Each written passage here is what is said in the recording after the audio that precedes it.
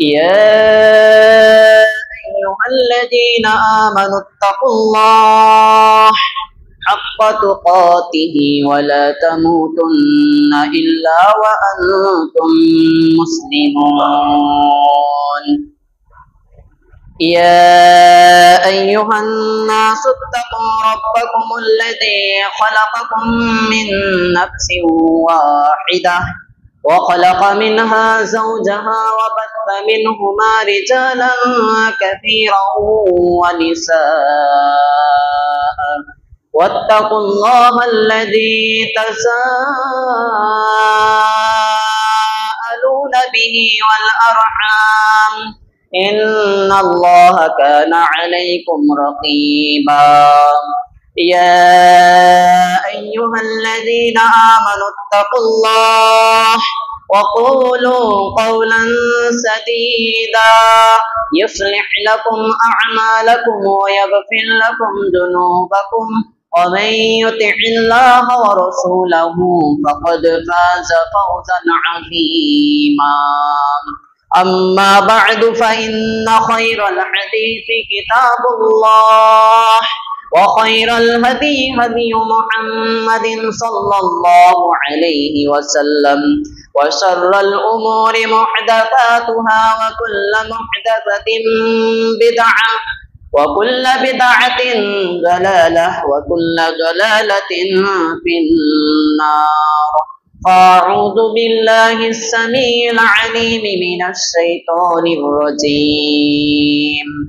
بسم الله الرحمن الرحيم. قد أفلح من زكاها وقد خاب من دساها. عن أبي هريرة رضي الله عنه قال قال رسول الله صلى الله عليه وسلم إن الله لا ينظر إلى صوركم وأموالكم ولكن ينظر إلى قلوبكم وأعمالكم. رواه مسلم. عن أنس بن مالك رضي الله عنه قال قال رسول الله صلى الله عليه وسلم من صلى لله 40 يوما في جماعة يدرك التكبيرة الأولى كتبت له براءتان براءة من النار وبراءة من النفاق. رواه الترمذي وحسنه الألباني. رب اشرح لي صدري ويسر لي أمري واحلل عقدة من لساني يفقهوا قولي. رب زدني علما رب زدني علما اللهم أيدني بروح القدس. اللهم أرنا الحق حقا وارزقنا اتباعه وأرنا الباطل باطلا وارزقنا اجتنابه. উপস্থিত সম্মানিত মুসল্লিবৃন্দ, যাবতীয় হামদসানা, যাবতীয় গুণগান, যাবতীয় প্রশংসা একমাত্র সেই মহান রব আল্লাহ তাআলার জন্য, যার অশেষ দয়ায় অশেষ রহমতে প্রতি সপ্তাহের মতো আজকেও আমরা সপ্তাহের সর্বশ্রেষ্ঠ দিন সাপ্তাহিক এই ঈদের দিনে পৃথিবীর সর্বশ্রেষ্ঠ জায়গা এই পবিত্র মসজিদে তারই ইবাদতের জন্য একত্রিত হতে পেরেছি। এর জন্য আমরা সর্বাগ্রে অন্তরের অন্তঃস্থল থেকে তার শুকরিয়া আদায় করছি আলহামদুলিল্লাহ, এবং যাবতীয় দরুদ ও সালাম পেশ করছি সেই মহান রাসূলের প্রতি যিনি আমাদেরকে আত্মশুদ্ধির পথ ও পদ্ধতি সম্পর্কে বাতলে গিয়েছেন। তার প্রতি শত কোটি দরুদ ও সালাম বর্ষিত হোক সাল্লাল্লাহু আলাইহি ওয়াসাল্লাম। সম্মানিত উপস্থিতি, আজ জুমার খুতবায় আলোচ্য বিষয় আত্মশুদ্ধির পথ ও পদ্ধতি। এই শিরোনামে আমরা এক নাতিদীর্ঘ আলোচনা পেশ করার চেষ্টা করব ইনশাআল্লাহ। ওমা তাওফীকি ইল্লা বিল্লাহ আলাইহি তাওয়াক্কালতু ওয়া ইলাইহি উনীব। আত্মশুদ্ধি একে আরবিতে বলা হয় তাজকিয়াতুন নফস, অর্থাৎ আত্মার পরিশুদ্ধিতা অর্জন করা, আত্মাকে পবিত্র করা, নফসকে পরিশুদ্ধ করা। ইসলামে এর গুরুত্ব অপরিসীম। ইংরেজিতে যাকে সেলফ পিউরিফিকেশন বলা হয়। আত্মার পরিশুদ্ধিতা অর্জন করা এটা অত্যন্ত গুরুত্বপূর্ণ একটা বিষয়, কারণ আমরা অনেক সময় সমাজকে পরিবর্তন করতে চাই, সমাজের একটা কাঙ্ক্ষিত পরিবর্তন চাই, পরিবর্তন আশা করি। আমরা আফসোস করি যে সমাজ আমাদের পাপাচারে আজ ভরে গেছে, দিকে দিকে শুধু পাপাচার, মানুষ সুদ খাচ্ছে, মদ খাচ্ছে, এদেরকে কিভাবে রুখা যায়, সমাজ থেকে পাপকে কিভাবে বন্ধ করা যায়, সমাজ থেকে মদ, ঘুষ, সুদ, জুয়া এগুলো কিভাবে দূর করা যায় এই চিন্তায় আমরা ব্যতিব্যস্ত হয়ে পড়ি। কিন্তু মনে রাখবেন, ব্যক্তিকে সংশোধন না করা পর্যন্ত সমাজ সংশোধন করা সম্ভব নয়। ব্যক্তিকে পরিশুদ্ধ না করা পর্যন্ত একটা সমাজের পরিবর্তন আশা করা যায় না। যখন আমরা নিজেরা নিজেদেরকে পরিবর্তন করে নিব, নিজেদের নফসকে, নিজেদের আত্মাকে পরিশুদ্ধ করে নিব, তখন অটোমেটিক একটা সমাজ পরিচ্ছন্ন হয়ে যাবে, পরিষ্কার পবিত্র হয়ে যাবে। এর গুরুত্ব অপরিসীম। মূল আলোচনায় যাওয়ার আগে ভূমিকা স্বরূপ কিছু কথা। এই যে পবিত্রতা, পরিশুদ্ধিতা, এটা মূলত দুই প্রকার। একটা হচ্ছে অভ্যন্তরীণ পবিত্রতা এবং দুই নম্বর হচ্ছে শারীরিক পবিত্রতা। একটা আত্মিক পবিত্রতা এবং দুই নম্বর হচ্ছে শারীরিক বা বাহ্যিক পবিত্রতা। আল মুআজামুল ওয়াসিত 588 থেকে 589 পৃষ্ঠা। নিঃসন্দেহে শারীরিক পরিষ্কার পরিচ্ছন্নতার চাইতে, শারীরিক পবিত্রতার চাইতে অন্তরের পবিত্রতার বা আত্মিক পবিত্রতার গুরুত্ব অনেক অনেক অনেক বেশি। একজন ব্যক্তির পোশাক পরিচ্ছদ সুন্দর থাকতে পারে, অপবিত্রতা থেকে পবিত্র থাকতে পারে, ময়লা থেকে পরিষ্কার পরিচ্ছন্ন থাকতে পারে, কিন্তু তার নফসে, তার মনে যদি দুর্বলতা থাকে, অপবিত্রতা থাকে, তাহলে অ্যাকচুয়ালি সে পবিত্র নয়। আমাদের কারো অন্তর শিরকের রোগে আক্রান্ত, কারো অন্তর বিদআতের রোগে আক্রান্ত, কারো অন্তর নিফাকের রোগে আক্রান্ত। এরকম ব্যক্তিদের পোশাক পরিচ্ছদ, বাহ্যিক পোশাক পরিচ্ছদ যতই সুন্দর থাক না কেন, এরা মূলত পবিত্র নয়। এরা মূলত নিজের আত্মশুদ্ধি অর্জন করতে পারেনি, নিজেকে পবিত্র করতে পারেনি। তার মানে এটা নয় যে বাহ্যিক পবিত্রতার কোনো গুরুত্ব নেই, শারীরিক পবিত্রতার কোনো গুরুত্ব নেই। ব্যাপারটা এরকম নয়। অবশ্যই বাহ্যিক বা শারীরিক পবিত্রতার ইসলামে একটা গুরুত্ব রয়েছে, কিন্তু যেটা বুঝাতে চাইছি আপনাদেরকে, যে বাহ্যিক বা শারীরিক পবিত্রতার চাইতে আত্মিক পবিত্রতার গুরুত্ব অনেক অনেক গুণ বেশি। কিয়ামতের মাঠের কথা বলতে গিয়ে আল্লাহ তাআলা বলছেন, ইয়াউমা লা ইয়ানফাউ মালু ওয়ালা বানুন ইল্লা মান আতাল্লাহা বিকলবিন সালিম। সূরা শুআরা 26 আয়াত নম্বর 88 থেকে 89। আল্লাহ তাআলা বলছেন, সেদিন ইয়াউমা লা ইয়ানফাউ মালু ওয়ালা বানুন, সেদিন ধন সম্পদ ও সন্তান সন্ততি কোনো কাজে আসবে না।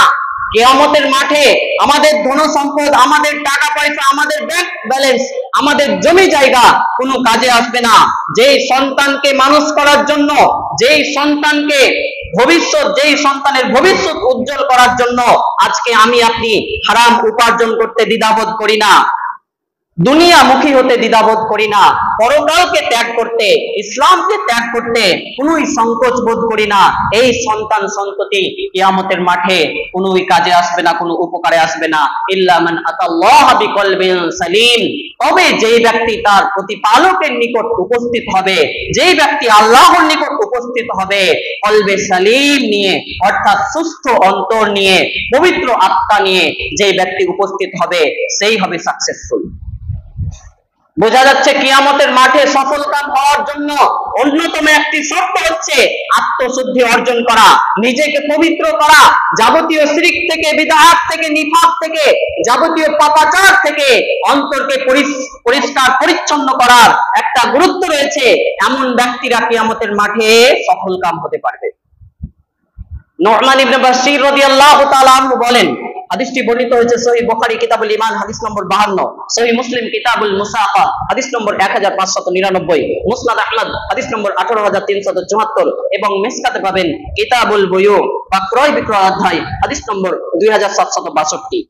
নু'মান ইবনে বাশীর রাদিয়াল্লাহু তাআলা আনহু বলেন, সামি'তু রাসূলুল্লাহ সাল্লাল্লাহু আলাইহি ওয়াসাল্লাম ইয়াকুল, আমি রাসূল সাল্লাল্লাহু আলাইহি ওয়াসাল্লামকে বলতে শুনেছি, তিনি বলেছেন, আলা ওয়া ইন্না ফিল জাসাদি মুদগাতান, জেনে রাখো নিশ্চয়ই মানুষের শরীরে এমন একটি মাংসের টুকরা রয়েছে, নিশ্চয়ই মানুষের শরীরে এমন একটি মাংসপিণ্ড রয়েছে, ইযা সালাহাত সালাহাল জাসাদু কুল্লুহু, যেটি ঠিক থাকলে সমস্ত শরীর ঠিক থাকে, যেটি সুস্থ থাকলে সমস্ত শরীর সুস্থ থাকে। কুল্লুহু, আর যদি সেটা অসুস্থ থাকে তাহলে সমস্ত শরীর অসুস্থ হয়ে যায়। যদি সেটা খারাপ থাকে সমস্ত শরীর খারাপ হয়ে যায়। আলা ওয়াহিয়াল কলব, আর তোমরা জেনে রাখো সেটাই হচ্ছে অন্তর, সেটাই হচ্ছে অন্তরে থাকা আত্মা।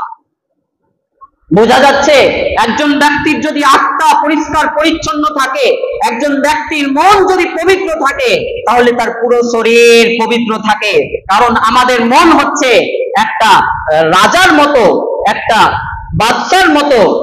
যেই বাদশার আনুগত্য করে তার সেনাবাহিনী, ঠিক তেমনি আমাদের শরীর নামক এই রাজত্বের বাদশা হলো আমাদের অন্তর, আমাদের মন।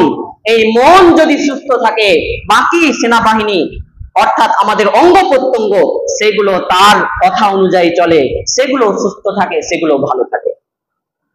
এই জন্যই রাসূল সাল্লাল্লাহু আলাইহি ওয়াসাল্লাম হাদিসে উল্লেখ করেছেন, সহিহ মুসলিম দ্বিতীয় খণ্ডের 317 পৃষ্ঠা হাদিস নম্বর 2564, এবং সহিহ ইবনে হিব্বান হাদিস নম্বর 394, এবং মিসকাতে পাবেন কিতাবুর রিকাক হাদিস নম্বর 5314। রাসূল সাল্লাল্লাহু আলাইহি ওয়াসাল্লাম বলেছেন, ইন্নাল্লাহা লা ইয়ানজুরু ইলা সুওয়ারিকুম ওয়া আমওয়ালিকুম ওয়ালাকিন ইয়ানজুরু ইলা কুলুবিকুম ওয়া আমালিকুম। নিশ্চয়ই আল্লাহ তাআলা তোমাদের চেহারা কিংবা ধন সম্পদের দিকে দেখেন না। তোমাদের মধ্যে কে দেখতে বেশি ভালো, কার গায়ের রং সাদা, কার গায়ের রং লাল, এটা আল্লাহ তাআলা দেখেন না। তোমাদের মধ্যে কার টাকা পয়সা বেশি, কার জমি জায়গা বেশি, কার ব্যাংক ব্যালেন্স বেশি রয়েছে, এটা আল্লাহ তাআলা দেখেন না। ওয়ালাকিন ইয়ানজুরু ইলা কুলুবিকুম ওয়া আমালিকুম, বরং তিনি দেখেন তোমাদের অন্তর এবং আমল সমূহের দিকে। তোমাদের অন্তরে কি রয়েছে, তোমাদের নিয়তে কি রয়েছে, তোমাদের উদ্দেশ্য কি রয়েছে, তোমাদের অন্তর পরিষ্কার পরিচ্ছন্ন রয়েছে কিনা, তোমাদের আমল কোরআন হাদিস অনুযায়ী হচ্ছে কিনা, সঠিক হচ্ছে কিনা, এটা আল্লাহ তাআলা দেখেন। তাই অন্তরের পরিষ্কার পরিচ্ছন্নতার একটা আলাদা গুরুত্ব রয়েছে। এবার আসুন মূল আলোচনার দিকে আমরা এগিয়ে যাব, যে কিভাবে আমরা আত্মশুদ্ধি অর্জন করব। এমন কতকগুলো পয়েন্ট রয়েছে, এমন কতকগুলো উপায় উপকরণ রয়েছে, যেগুলো যদি আমরা জীবনে বাস্তবায়ন করি, আমরা যদি সেগুলো মেনে চলি, তাহলে অবশ্যই আমরা আত্মশুদ্ধি অর্জন করতে পারবো। অর্থাৎ আমাদের আত্মাকে, আমাদের নফসকে, আমাদের মনকে পরিষ্কার পরিচ্ছন্ন রাখতে পারবো। 6টি পয়েন্ট নিয়ে আলোচনা করব। তার মধ্যে প্রথম পয়েন্ট হচ্ছে তাওহীদ গ্রহণ করা এবং শিরককে বর্জন করা। মনে রাখবেন, এই আসমান জমিনের যা কিছু রয়েছে সমস্ত কিছু তাওহীদের উপর কায়েম রয়েছে, তাওহীদের কারণে টিকে রয়েছে। তাওহীদের কারণেই, তাওহীদ প্রতিষ্ঠা করার জন্যই আল্লাহ তাআলা মানব ও দানবকে সৃষ্টি করেছেন। তিনি উল্লেখ করেছেন সূরা জারিয়াত সূরা নম্বর 51 আয়াত নম্বর 56, ওয়ামা খালাকাতুল জিন্না ওয়াল ইনসা ইল্লা লিয়াবুদুন, অর্থাৎ আমি জিন এবং মানুষকে কেবল এই জন্য সৃষ্টি করেছি যে কেবলমাত্র তারা আমারই ইবাদত করবে, আমারই দাসত্ব করবে, আমারই তাওহীদ প্রতিষ্ঠা করবে।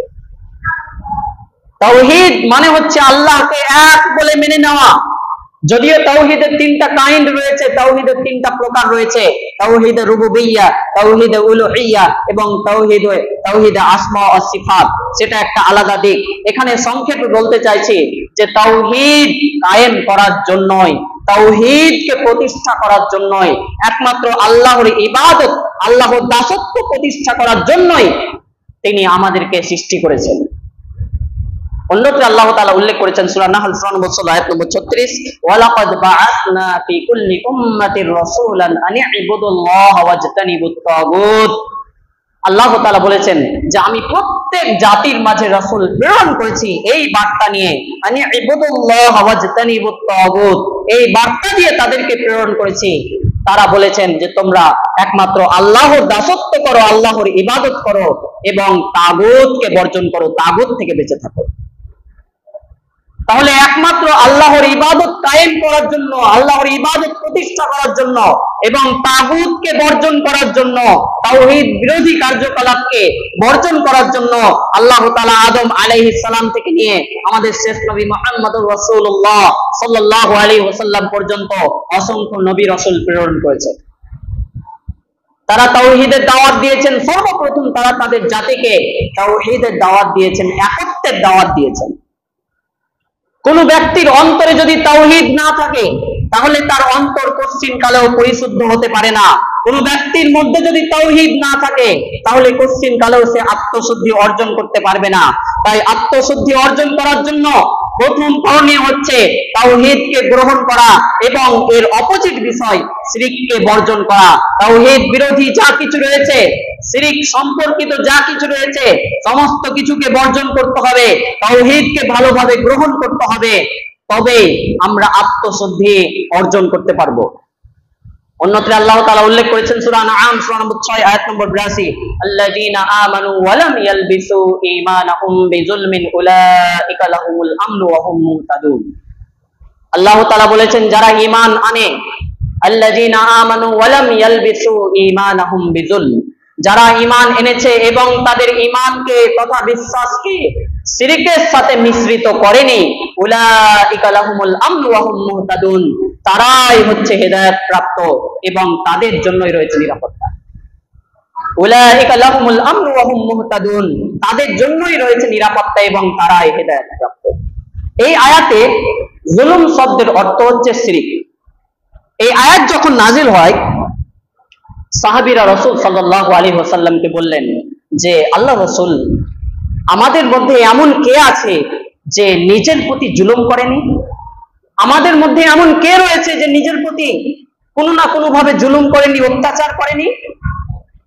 তখন রাসূল সাল্লাল্লাহু আলাইহি ওয়াসাল্লাম তাদেরকে বললেন যে তোমরা কি শোনোনি আল্লাহর বান্দা লোকমান হাকিম তার ছেলেকে কি বলেছেন? তিনি বলেছেন, ইয়া বুনাইয়া লা তুশরিক বিল্লাহ ইন্নাশ শিরকা লাযুলমুন আযীম। সূরা লোকমান 31 নম্বর সূরার 13 নম্বর আয়াত। লোকমান হাকিম তার ছেলেকে বলেছিলেন, ইয়া বুনাইয়া লা তুশরিক বিল্লাহ, হে আমার আদরের সন্তান শোনো, লা তুশরিক বিল্লাহ, তুমি আল্লাহর সাথে কাউকে শরীক করো না, ইন্নাশ শিরকা লাযুলমুন আযীম, নিশ্চয় শিরক হচ্ছে বড় জুলুম, নিশ্চয় শিরক হচ্ছে সবচেয়ে বড় জুলুম, সবচেয়ে বড় অত্যাচার। রাসূল সাল্লাল্লাহু আলাইহি ওয়াসাল্লাম তাদেরকে বুঝিয়ে দিলেন যে এই আয়াতে জুলুম শব্দের অর্থ হচ্ছে শিরক। হাদিসটি এসেছে সহিহ বুখারী কিতাবুল ঈমান হাদিস নম্বর 32, সহিহ মুসলিম কিতাবুল ঈমান হাদিস নম্বর 124 এবং তিরমিজি হাদিস নম্বর 3067। বোঝা গেল যে এই আয়াতে জুলুম বলতে শিরককে বোঝানো হয়েছে। তাহলে কোনো ব্যক্তির অন্তরে যদি শিরক থাকে, কেউ যদি শিরকের রোগে আক্রান্ত থাকে, তাহলে কিভাবে সে আত্মশুদ্ধি অর্জন করতে পারবে? আত্মশুদ্ধি অর্জন করার জন্য আমাদের 1 নম্বর পয়েন্ট হচ্ছে, প্রথম করণীয় হচ্ছে তাওহীদকে ভালোভাবে গ্রহণ করা এবং শিরককে বর্জন করা। 2 নম্বর উপায়, আত্মশুদ্ধির 2 নম্বর উপায়, 2 নম্বর করণীয় হচ্ছে 5 ওয়াক্ত সালাতের হেফাজত করা। 5 ওয়াক্ত সালাতের হেফাজত করা, এটা হচ্ছে আত্মশুদ্ধি অর্জনের অন্যতম একটি গুরুত্বপূর্ণ মাধ্যম। আমরা অনেক মুসল্লি, আমাদের মুসল্লিদের মধ্যে অনেক রকম মুসল্লি রয়েছে যারা 5 ওয়াক্ত সালাতের হেফাজত করতে পারে না। এই যে সালাত, এই সালাত হচ্ছে তাওহীদের পরে সবচেয়ে গুরুত্বপূর্ণ একটা ইবাদত হচ্ছে এই সালাত। এই সালাতের হেফাজত করতে হবে।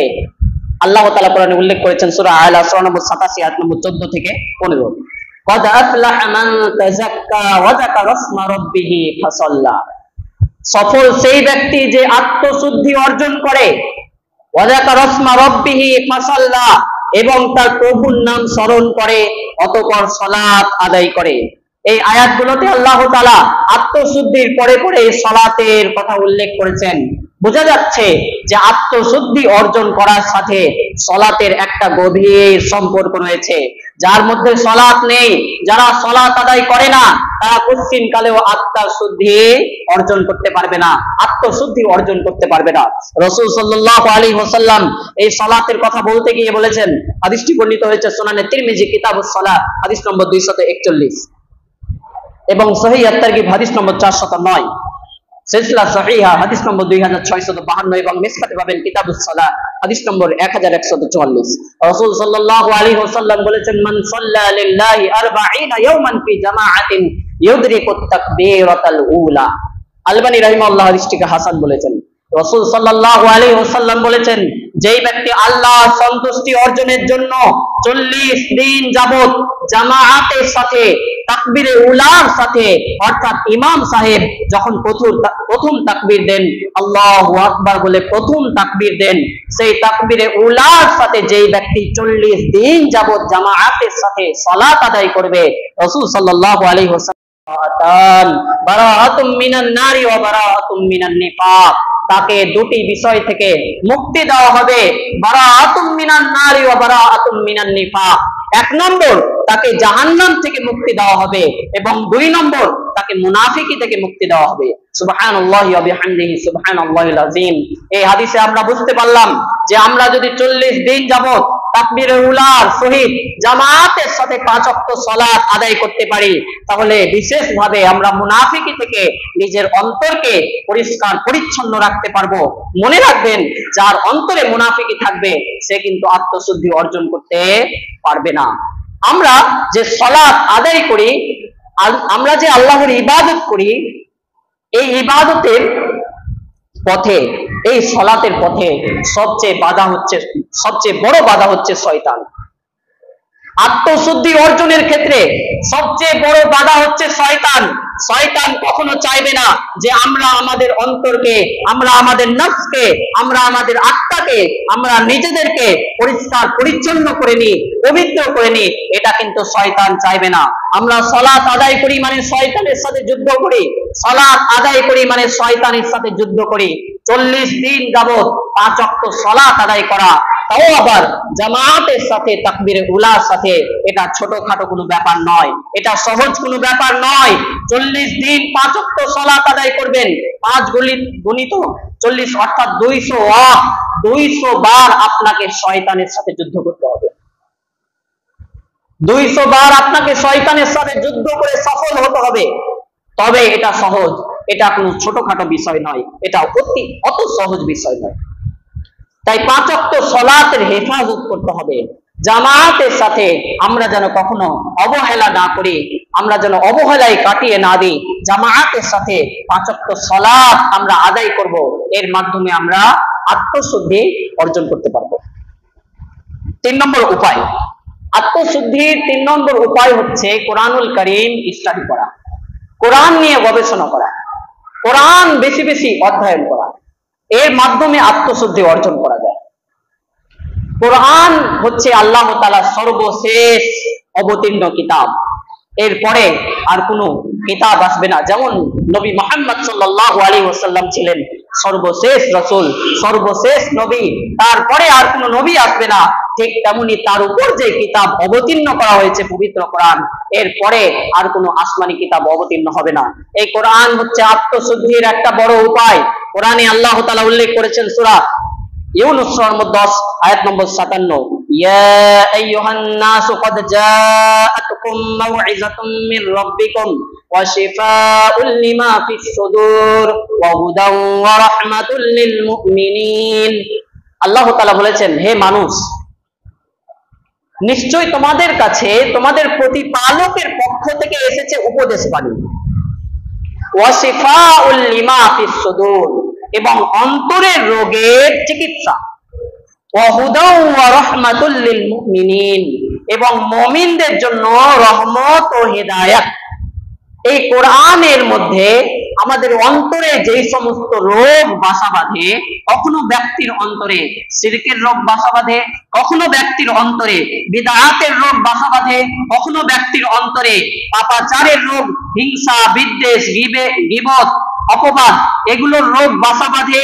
যাবতীয় রোগের জন্য সমস্ত ধরনের চিকিৎসা রয়েছে কোরআনের মধ্যে। এখনই যদি আমরা কোরআন থেকে দূরে সরে যাই, কোরআন নিয়ে চিন্তা গবেষণা করার প্রয়োজন মনে না করি, তাহলে কিভাবে আমরা আত্মশুদ্ধি অর্জন করতে পারবো? কিভাবে আমরা আমাদের অন্তরের রোগগুলো নিরাময় করব? তাই আত্মশুদ্ধি অর্জন করার জন্য গুরুত্বপূর্ণ একটি মাধ্যম হচ্ছে কোরআনকে নিয়ে গবেষণা করা, কোরআনকে আঁকড়ে ধরে থাকা। ইমাম ইবনুল কাইয়িম রাহিমাহুল্লাহ তার বিখ্যাত গ্রন্থ জাদুল মাআদের মধ্যে বলেছেন, 4th খণ্ডের 119 পৃষ্ঠা, আল কোরআন হুয়া শিফাউত তাম্মু মিন জামিইল আদওয়াইল কলবিয়্যাতি ওয়াল বাদানিয়্যাহ ওয়া আদওয়াইদ দুনিয়া ওয়াল আখিরাহ। ইমাম ইবনুল কাইয়িম রাহিমাহুল্লাহ চমৎকার কথা বলেছেন যে কোরআন হলো অন্তর ও দেহ সম্পর্কিত যাবতীয় রোগের চিকিৎসা, ওয়া আদওয়াইদ দুনিয়া ওয়াল আখিরাহ, এবং দুনিয়া ও আখিরাতের মহা ঔষধ। আমাদের ইমাম ইবনুল কাইয়িম রাহিমাহুল্লাহ বলছেন যে কোরআন শুধু অন্তরের রোগের চিকিৎসা নয়, বরং অন্তর ও দেহ সম্পর্কিত আমাদের অন্তরে যে সমস্ত রোগ বাসা বাঁধে, আমাদের দেহে যে সমস্ত রোগ বাসা বাঁধে, উভয় প্রকার রোগের জন্য, সমস্ত প্রকার এই রোগের জন্য চিকিৎসা রয়েছে কোরআনের মধ্যে।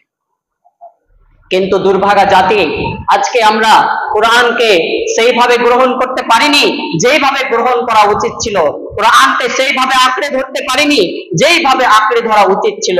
একজন মুসলিম হিসাবে, একজন মুমিন হিসাবে কোরআনের সাথে আমাদের যেমন সম্পর্ক হওয়া উচিত, দূরতম সম্পর্ক আজ কোরআনের সাথে আমাদের নেই। এটা আফসোসের একটা বিষয়, এটা একটা দুশ্চিন্তার বিষয়। আল্লাহ তাআলা আমাদের বুঝার তৌফিক দান করুন, আমিন।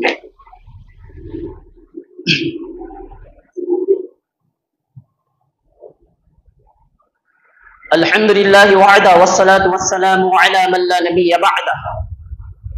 সম্মানিত উপস্থিতি, তিনটি পয়েন্ট বললাম। আত্মশুদ্ধির জন্য চতুর্থ নম্বর উপায় হচ্ছে পাপ হতে বিরত থাকা, পাপ বর্জন করা। আমাদের আত্মশুদ্ধির পথে বড় একটা বাধা হচ্ছে পাপ। পাপ করা মানে হচ্ছে অন্তরের প্রতি জুলুম করা। পাপ করা মানে হচ্ছে আত্মার প্রতি জুলুম করা, অত্যাচার করা। প্রতিটা পাপ আত্মার জন্য জুলুম স্বরূপ।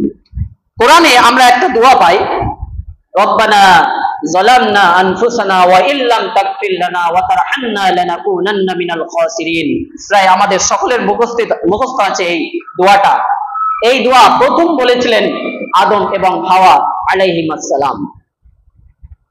তাদেরকে জান্নাতে রাখা হয়েছিল, তাদেরকে বলা হয়েছিল ওয়ালা তাকরাবা হাযিহিস শাজারাতা ফাতাকুনা মিনাজ জালিমিন, ওই গাছের নিকটে যেও না।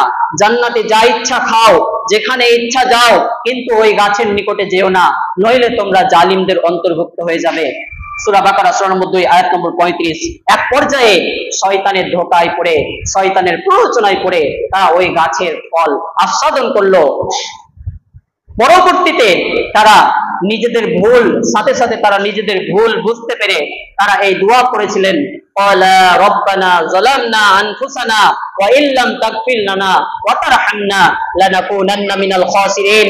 সূরা আরাফ সূরা নম্বর 7 আয়াত নম্বর 23। তারা দুজন বলেছিলেন, রব্বানা যালামনা আনফুসানা, হে আমাদের প্রতিপালক, আমরা নিজেদের আত্মার প্রতি জুলুম করেছি। ওয়া ইল্লাম তাগফির লানা, আপনি যদি আমাদেরকে ক্ষমা না করেন, ওয়া তারহামনা, আমাদের প্রতি রহম না করেন, লানাকুনান্না মিনাল খাসিরিন, তাহলে অবশ্যই আমরা ক্ষতিগ্রস্তদের অন্তর্ভুক্ত হয়ে যাব। এই দোয়া পাঠের মাধ্যমে তারা ক্ষমা পেয়েছিলেন, আল্লাহ তাআলা তাদেরকে ক্ষমা করে দিয়েছিলেন, মাফ করে দিয়েছিলেন। এই আয়াতের দ্বারা যেই কথাটা আপনাদেরকে বোঝাতে চাচ্ছি, এই দোয়ার মাধ্যমে যেই মেসেজ আপনাদেরকে দিতে চাচ্ছি, এই আয়াতে উল্লেখিত হয়েছে যে তারা বললেন যে আমরা আমাদের নিজেদের প্রতি জুলুম করেছি, অত্যাচার করেছি, আমরা আমাদের নফসের প্রতি জুলুম করেছি। বোঝা যাচ্ছে যে পাপ করা মানে কি? নফসের প্রতি জুলুম করা, অত্যাচার করা।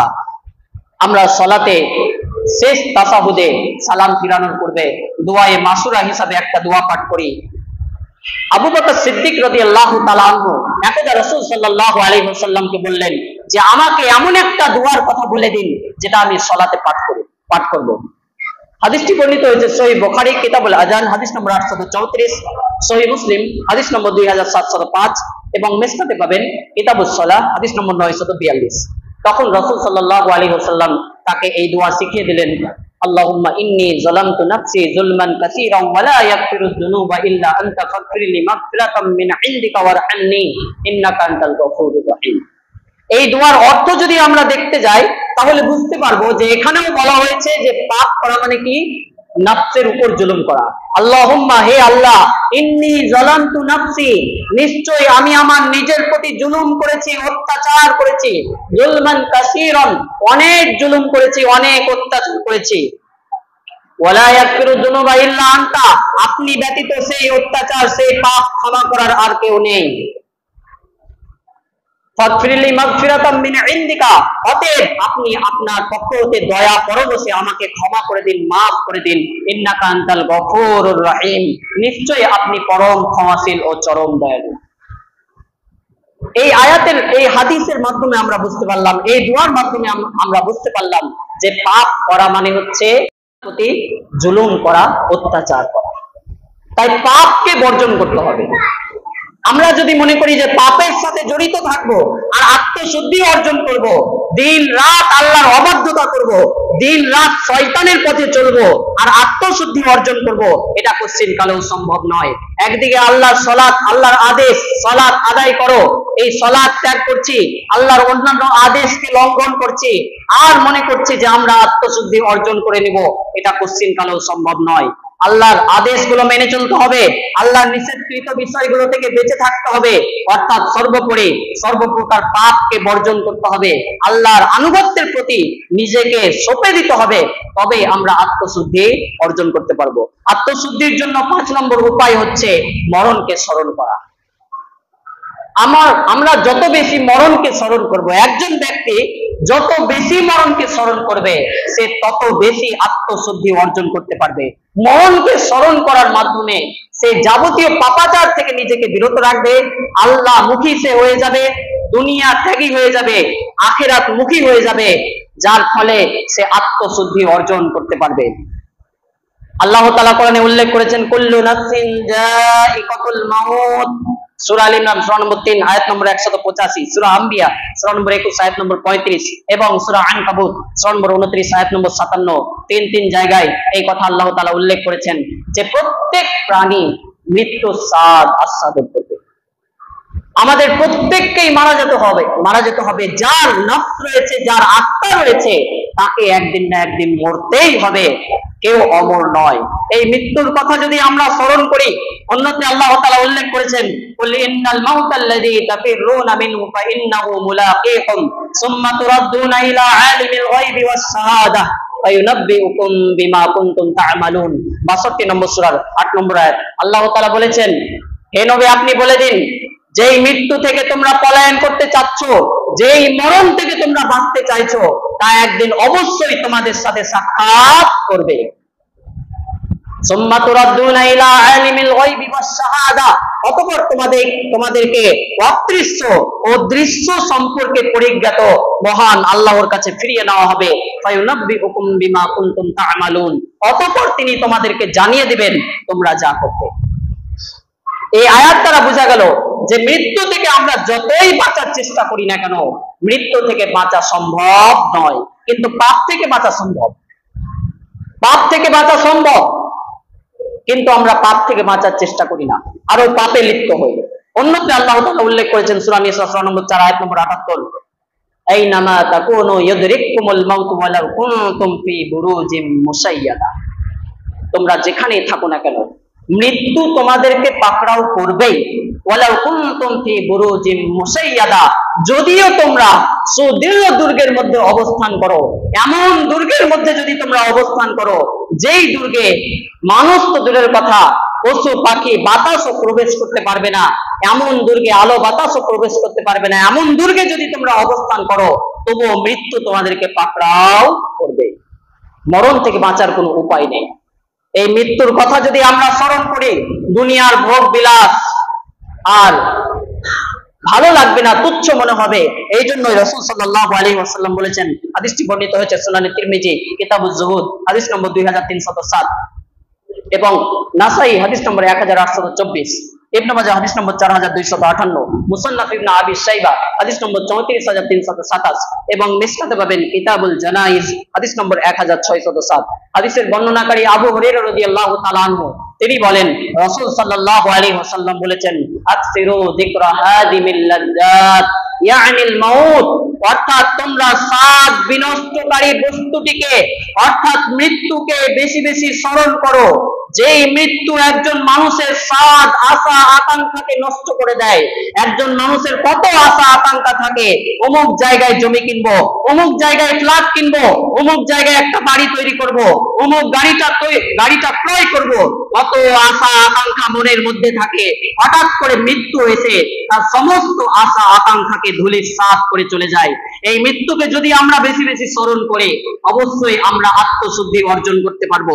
এক আরবি কবি বলছেন, আলা ইয়া সাকিনাল কসরিল মুআল্লা সাতুদফানু আন করিবিন ফিত তুরাব কলিলু উমরুনা ফি দারি দুনিয়া ওয়া মারজাউনা ইলা বাইতিত তুরাব।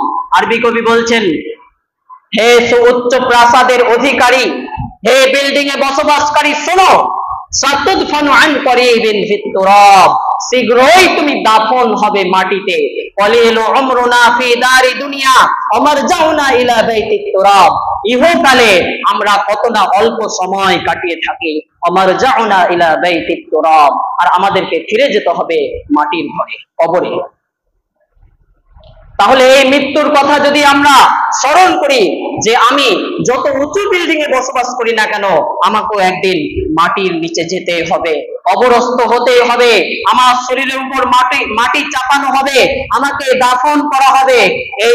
এই চিন্তা যদি থাকে, মৃত্যুর ভয় যদি একজন ব্যক্তির অন্তরে থাকে, তাহলে সে অবশ্যই অবশ্যই আত্মশুদ্ধি অর্জন করতে পারবে। আত্মশুদ্ধির শেষ উপায় হচ্ছে আত্মশুদ্ধির জন্য আল্লাহর নিকট বেশি বেশি দোয়া করা। এটা 6 নম্বর উপায়। যদিও আরো অনেক উপায় রয়েছে, সেগুলোর মধ্যে থেকে মৌলিক পয়েন্টগুলো নিয়ে আলোচনা করার চেষ্টা করলাম। আত্মশুদ্ধির জন্য গুরুত্বপূর্ণ একটা উপায় হচ্ছে 6 নম্বর উপায়, আত্মশুদ্ধির জন্য আল্লাহর নিকট বেশি বেশি দোয়া করা। দোয়া হচ্ছে মুমিনের অস্ত্র। দোয়ার মাধ্যমে একজন ব্যক্তির কাঙ্ক্ষিত পরিবর্তন সাধন করা সম্ভব। একজন ব্যক্তি আল্লাহর নিকট দোয়া করে সে সফল কাম হতে পারে, সে আত্মশুদ্ধি অর্জন করতে পারে। কোরআনে আল্লাহ তাআলা উল্লেখ করেছেন, ইহুদিদের কথা বলতে গিয়ে আল্লাহ তাআলা বলেছেন, সূরা নিসা 4 আয়াত নম্বর 49, আল্লাহ তাআলা রাসূল সাল্লাল্লাহু আলাইহি ওয়াসাল্লামকে উদ্দেশ্য করে বলছেন, আলাম তারা ইলাল্লাযিনা ইউযাক্কুনা আনফুসাহুম, আপনি কি তাদেরকে দেখেননি যারা নিজেদেরকে পবিত্র মনে করে, নিজেদেরকে পরিশুদ্ধ মনে করে? ইহুদিদের কথা এখানে আল্লাহ তাআলা উল্লেখ করেছেন। ইহুদিরা নিজেরা নিজেদের বড়াই করত, নিজেরা নিজেদের নাম করত যে আমরা পবিত্র, আমাদের আত্মা পবিত্র, আমরা পরিশুদ্ধ। এইভাবে তারা নিজেরা নিজেদেরকে পবিত্র মনে করত। তাই আল্লাহ তাআলা বলছেন, আপনি কি তাদেরকে দেখেননি যারা নিজেদেরকে পবিত্র মনে করে? বালিল্লাহু ইউযাক্কি মান ইয়াশা ওয়া লা ইউযলামুনা ফাতিলা, বস্তুত আল্লাহ তাআলা যাকে চান তাকে পবিত্র করে। ওয়ালা ইউযলামুনা ফাতিলা, আর তাদের প্রতি বিন্দু পরিমাণও জুলুম করা হবে না, সামান্য পরিমাণও জুলুম করা হবে না। এই আয়াতে আমরা বুঝতে পারলাম যে আল্লাহ তাআলা যাকে চান তাকে পবিত্র করেন। তা আল্লাহর কাছে পবিত্রতা চাইতে হবে, আল্লাহর কাছে আত্মার পরিশুদ্ধিতা চাইতে হবে। রাসূল সাল্লাল্লাহু আলাইহি ওয়াসাল্লাম একটি দোয়া আমাদেরকে শিখিয়েছেন। সহিহ মুসলিমে হাদিসটি এসেছে 2722 নম্বরে। রাসূল সাল্লাল্লাহু আলাইহি ওয়াসাল্লাম এই দোয়া আমাদেরকে শিখিয়েছেন, আল্লাহুম্মা আতি নাফসি তাকওয়াহা ওয়া যাক্কিহা আনতা খায়রু মান যাক্কাহা আনতা ওয়ালিয়ুহা ওয়া মাওলাহা। আল্লাহুম্মা আতি নাফসি তাকওয়াহা ওয়া যাক্কিহা, হে আল্লাহ আপনি আমার অন্তরে তাকওয়া, পরহেজগারিতা এবং পরিশুদ্ধিতা দান করুন। আনতা খায়রু মান যাক্কাহা, আপনি উত্তম পরিশোধনকারী, উত্তম পবিত্রতাকারী। আনতা ওয়ালিয়ুহা ওয়া মাওলাহা, আপনি তার অভিভাবক ও মালিক। এই দোয়া আমরা বেশি বেশি আল্লাহর কাছে পাঠ করব। আল্লাহুম্মা আতি নাফসি তাকওয়াহা ওয়া যাক্কিহা আনতা খায়রু মান যাক্কাহা আনতা ওয়ালিয়ুহা ওয়া মাওলাহা। এছাড়াও আমরা নিজেরা আমাদের মাতৃভাষায় আল্লাহর কাছে যখন তখন দোয়া চাইবো, সালাতের মধ্যে, সালাতের বাইরে আমরা আল্লাহর কাছে এই দোয়াগুলোর মাধ্যমে অথবা সালাতের বাইরে আমরা আমাদের মাতৃভাষায় আল্লাহর কাছে বেশি বেশি প্রার্থনা করব, আল্লাহর কাছে আত্মশুদ্ধি চাইবো, পরিশুদ্ধিতা চাইবো যে হে আল্লাহ আপনি আমার অন্তরকে পরিশুদ্ধ করুন, আপনি আমার আত্মাকে পবিত্র করুন। এইভাবে আমরা আল্লাহর কাছে বেশি বেশি প্রার্থনা করব, দোয়া করব। যে 6টি পয়েন্টের কথা বললাম, এই 6টি পয়েন্ট যদি আমরা মেনে চলতে পারি, আমরা আমাদের জীবনে বাস্তবায়ন করতে পারি, অবশ্যই আমরা আত্মশুদ্ধি অর্জন করতে পারবো। আবার স্মরণ করিয়ে দিচ্ছে, 1 নম্বর হচ্ছে তাওহীদ গ্রহণ করা এবং শিরককে বর্জন করা, 2 নম্বর 5 ওয়াক্ত সালাতের হেফাজত করা, 3 নম্বর কোরআন নিয়ে বেশি বেশি স্টাডি করা, কোরআন নিয়ে চিন্তা ভাবনা করা, কোরআন নিয়ে গবেষণা করা, 4 নম্বর পাপ হতে বিরত থাকা এবং 5 নম্বর মরণকে স্মরণ করা, 6 নম্বর সর্বোপরি আত্মশুদ্ধির জন্য আল্লাহর নিকট বেশি বেশি দোয়া